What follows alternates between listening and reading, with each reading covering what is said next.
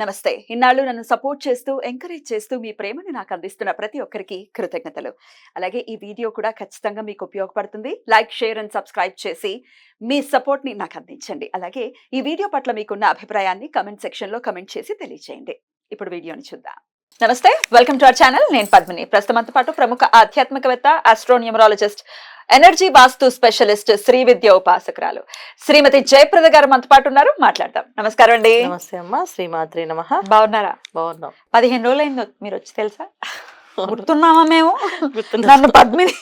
అయ్యయ్యో. మీకు ఛానల్ ఉంది. Definitely. చాలా రోజులైంది మేము. అవును. బాగున్నారు కదా? చాలా బాగున్నారు అన్న. రైట్. కాకపోతే ఇంట్లో కొంచెం పూజ వాటి వల్ల రాలేకపోయింది. తెలుసు నాకు. జయప్రద గారు, రాశుల వారి గురించి ఒకసారి మనం మాట్లాడుకుంటాం. కొత్త టైప్ ఆఫ్ సిరీస్ ఖచ్చితంగా చేద్దాము. ఏ రాశి వాళ్ళు ఎవరిని వివాహం చేసుకోవచ్చు అనేది. ఎందుకంటే కొంతమందికి జాతకాలు ఉండొచ్చు, ఉండకపోవచ్చు. ఒక్కొక్కసారి జాతక పొంతన కలిసిందండి, బోళ్ళు మనతో చూపించుకున్నాము, అయినప్పటికీ గొడవలు వస్తున్నాయని చెప్పే వాళ్ళు కూడా లేకపోలేరు. సో అసలు రాశి వారిగా చూసే పద్ధతి ఏమైనా ఉందా? ఏ రాశి వాళ్ళు ఎవరిని చేసుకోవాలి, ఎట్లాంటి జాగ్రత్తలు తీసుకోవాలి, ఈ విషయాలు మొత్తం అసలు 12 రాశులకి సంబంధించి ఒకసారి మీరు ఏమైనా చెప్పగలరా? తప్పకుండా చెప్తాం. ఎందుకంటే చాలా అవసరం కదా ఇప్పుడు. ఇప్పుడు కాలానికి చాలా అవసరమైనది. మనం జాతకము అంటే, ఒకప్పుడు జాతకం అంటే పొంతన ప్లస్ నాడి, తర్వాత నక్షత్రం పద్ధతి, ఇవన్నీ చూసుకుని చేసుకోవడం. ఎందుకంటే ఆరోగ్య సమస్యలు రాకుండానికి, సౌభాగ్యం బాగుండడానికి, భార్యాభర్త ఇద్దరు కలయిక ఉన్న ఆనందంగా ఉండడానికి, తర్వాత వాళ్ళకి సకాలంలో సంతానం, యోగాలు, అన్ని భోగాలు అన్ని అనుభవించడానికి బాగుండాలని చూసేవాళ్ళు లెక్కలు. కానీ ఆ రోజుల్లో చూసే పద్ధతి వేరు, ఈ రోజుల పద్ధతి వేరు. ఆ రోజుల్లో ఏంటంటే మనస్తత్వం ఎలా ఉన్నా అవసరం లేదు, కుటుంబం మంచిది అని అంటే ఆ ఇంట్లో వివాహం చేయడానికి సిద్ధపడేవాళ్ళు. సో అలా చేసుకుని నేను నేర్పించండి. చిన్నప్పుడు మా 40 ఏళ్ళ కిందట మేము మాకు చిన్నప్పుడు ఏం నేర్పించండి, నాన్న నువ్వు ఇప్పుడు ఏమైనా చేసుకో, అత్తగారింటికి వెళ్ళాక మీ అత్తగారు ఏం చెప్తా చేయాలి, మీ ఆయన ఏం చెప్తా చేయాలి, చక్కగా అలా నేర్పించేవాళ్ళు. అదే చెప్పేవాళ్ళు. మనం ఎన్ని ఆటలాడినా, ఎన్ని బంతి పాడినా, మేము ఏం చేసినా మీకు అన్ని జరుగుతాయమ్మా, అత్తగారింట్లో మాత్రం మీ అత్తగారు వాళ్ళు ఏం చెప్తే అది చేయాలి అని చెప్తూ ఉండేవాళ్ళు. ఆ మైండ్ లో ఆ ఒక సీడ్ వేయడం వల్ల మనకి ఎప్పుడు కొన్నా కరెక్టే, అత్తగారింటి దగ్గర మన మార్పు ఈ మార్పు అనేది అలవాటు అయిపోయింది. ఖచ్చితంగా మారేవాళ్ళు. కానీ ఇవాళ అలా ఎవరు చెప్పట్లేదు, అలా ఎవరు పెంచట్లేదు. ఒకళ్ళని ఇద్దరిని బోళ్ళంత గారాబంతో పెంచుతున్నాము, ఇండిపెండెంట్ గా పెంచుతున్నాము, సమానత్వంగా ఉండాలనుకుంటున్నాం. తప్పేం కాదు. కానీ అవతల వాళ్ళకి ఇవ్వాల్సినటువంటి వాల్యూ ఇవ్వాలి, రిలేషన్ కి ముందుగా వాల్యూ ఇవ్వాలి. 100% తప్పు కాదు, అలాగని కరెక్ట్ గాని కాదు. ఎందుకు అంటే అది ఒక విధంగా మనకి వాళ్ళ శాపాలుగా మారిపోయి, పిల్లలు పెద్దవాళ్ళే బాగా మెచ్యూర్ అని, కొంచెం వాళ్ళు మెచ్యూర్గా పెంచుదాం అనుకుంటే వాళ్ళు ఇంకొంచెం మెచ్యూర్డ్ అయిపోయి మన్నే దమాయించే తత్వానికి వచ్చేసింది. అందువల్ల కొన్ని మిస్టేక్స్ ఉన్నాయి. అందుకని ఇప్పుడు మనం ఈ రాశి తత్వాలు చూసుకోకపోతే ఏమవుతుందంటే, ఇవాళ రోజున పిల్లలు వివాహం అంటే ఒకసారి ముడిపడితే ఇంకా లైఫ్ లాంగ్ అంతే. అది మంచివాడైనా చెడ్డవాడైనా మన ప్రారంభ కర్మ ఎలా ఉంటే అలాగే వస్తుందని చెప్పి మన పెద్దవాళ్ళు చెప్పేస్తారు, అలాగే ఉండేవాళ్ళు.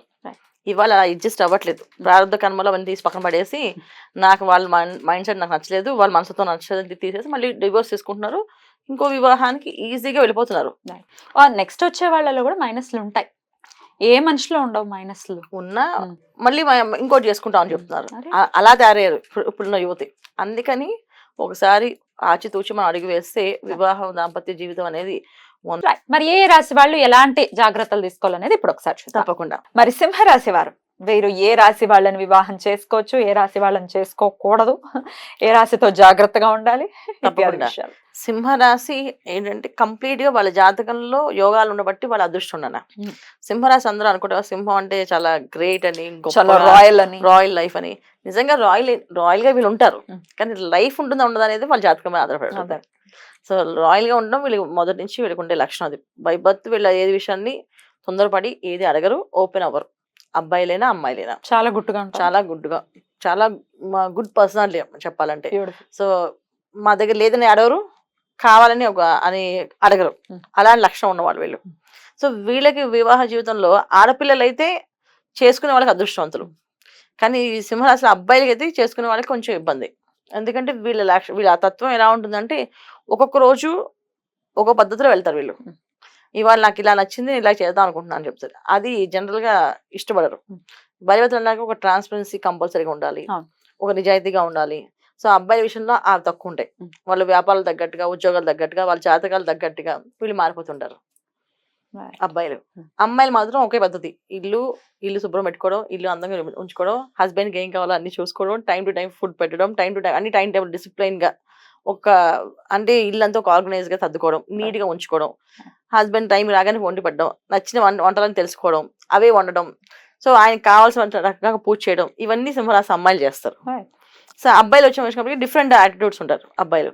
సో వీళ్ళకి డిఫరెంట్ గా యాటిట్యూడ్స్ ఉన్నారు కనుక ఈ రాశి వాళ్ళు ఖచ్చితంగా అమ్మాయిలు వివాహం చేయకూడదు, అలాగే అబ్బాయిలు కూడా చేయకూడదు. ఎందుకంటే ఇంత మంచి లక్ష్మీ కళలో ఉన్న అమ్మాయిని తీసుకెళ్లి ఏ సోంబేరు వాళ్ళకి ఇచ్చి పెళ్లి చేస్తాం అనుకోండి, మొత్తం పోతుంది కదా.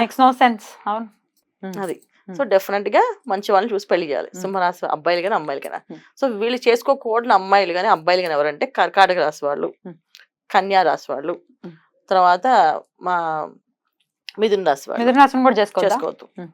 ఎందుకంటే మిథున రాశి వాళ్ళు క్యాల్కులేషన్స్ వీళ్ళు నచ్చవు. కర్కాటక రాశి వాళ్ళ ఎమోషన్స్ వీళ్ళు నచ్చవు.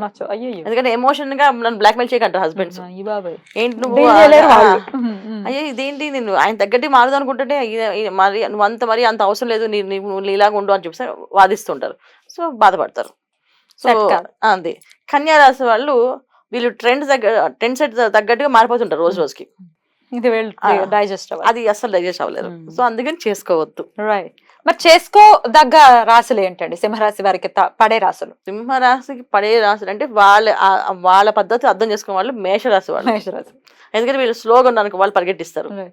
ఏంటి వీళ్ళు సెన్సిటివ్ గా ఎమోషన్ గా కనిపించారు అనుకోండి, వాళ్ళు ఒప్పుకోరు. క్లారిఫికేషన్ వాళ్ళు క్లియర్ గా ఇస్తుంటారు. సో వాళ్ళ స్పీడ్ కి వీళ్ళ స్లోకి మ్యాచ్ అవుతుంది, సింక్ అవుతుంది ఖచ్చితంగా. ఎందుకంటే ఒక ఆటోమేటిక్ మనం తొలిలే అనుకోండి, పక్క వాళ్ళు వస్తే వెళ్తుంది కదా మండి, అలా అనమాట.